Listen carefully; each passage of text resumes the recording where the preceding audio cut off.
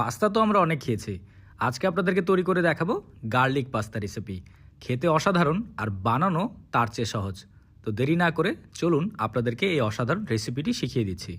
প্রথমেই আমরা একটি পাত্রে নিয়ে নিব গরম পানি। এরপর এর উপরে দিয়ে দিব আমরা পাস্তা। এরপর দিয়ে দিব সামান্য তেল। এরপর দিয়ে দিব পরিমাণ মতো লবণ। তারপর এই সবগুলোকে একসাথে ভালোভাবে আমরা মিক্স করে নিব। এরপর আমরা কিছুক্ষণ এই পাস্তাকে সেদ্ধ করে নিব। এই পাস্তাগুলো সুন্দর করে সেদ্ধ হতে 10 থেকে 12 মিনিটের মতো সময় লাগবে।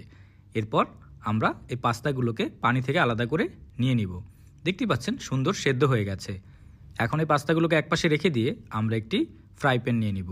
ফ্রাই প্যানে দিয়ে দিব আমরা সামান্য বাটার। এরপর এই বাটার গলে গেলে এর উপর আমরা দিয়ে দিব রসুন কুচি করে কাটা।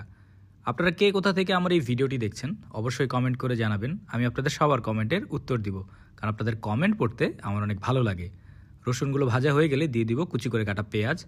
এরপর এই পেঁয়াজকে আমরা কিছুক্ষণ ভাজবো। 2 মিনিটের মতো পেঁয়াজটা ভাজলে সুন্দর লাল লাল হয়ে যাবে। আমাদের পেঁয়াজগুলো ভাজা হয়ে গেলে এর উপরে আমরা দিয়ে দিব 2টি ডিম। 2টি ডিম আমরা এর উপরে দিয়ে সুন্দর করে ভেজে নিব। চামচের সাহায্যে আমরা ডিমগুলোকে একদম ঝুরঝুরে করে ভেজে নিব, যেটিকে আমরা স্ক্র্যাম্বল বলে থাকি। এই পাস্তা রেসিপিটি ডিনারের জন্য একদম পারফেক্ট একটি রেসিপি। আপনি যদি আপনার প্রিয়জনকে রাতে একটি ইউনিক খাবার রেসিপি সার্ভ করতে চান তাহলে এই পাস্তা রেসিপিটি পারফেক্ট।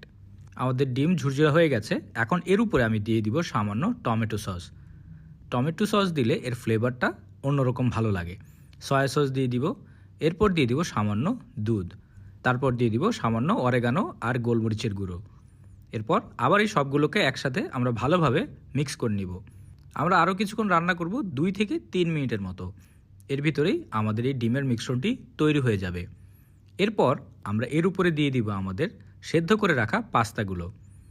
এরপর এর উপরে আমি দিয়ে দিব সামান্য চিলি ফ্লেক্স। এরপর এগুলোকে একসাথে মিক্স করে আমি আরও কিছুক্ষণ রান্না করব। আস্তে আস্তে করে অল্প আগুনে আমরা 2 থেকে 3 মিনিটের মতো একে রান্না করব। এরপরই আমাদের পাস্তা তৈরি হয়ে যাবে। পাস্তা তৈরি হয়ে গেলে এর উপরে আমরা দিয়ে দেব সামান্য ধনিয়া পাতা। এরপর ভালোভাবে মিক্স করে নিব, কারণ ধনিয়া পাতা আমরা সবসময় সব খাবারের সাথেই খেয়ে থাকি। আপনি যদি ধনিয়া পাতা পছন্দ না করেন সেই ক্ষেত্রে ধনিয়া পাতা না দিলেও চলবে। এরপর আমরা এগুলোকে একটি বাটিতে সার্ভ করে নিব। দেখতেই পাচ্ছেন কি সুন্দর আমাদের গার্লিক পাস্তা তৈরি হয়ে গেছে। এরকম পাস্তা আপনারা চাইলে ঘরে যে কোনো সময় তৈরি করে বাচ্চাদের কিংবা বড়দেরকে দিতে পারেন। এরকম মজার মজার রেসিপি পাওয়ার জন্য টোস্টেড বাংলা পেজকে অবশ্যই ফলো করবেন। আর ভিডিওটি যদি আপনাদের ভালো লেগে থাকে একটি লাইক অ্যান্ড শেয়ার করতে ভুলবেন না। সবাই ভালো থাকবেন, সুস্থ থাকবেন আর মজাদার খাবার ঘরে তৈরি করে খাবেন।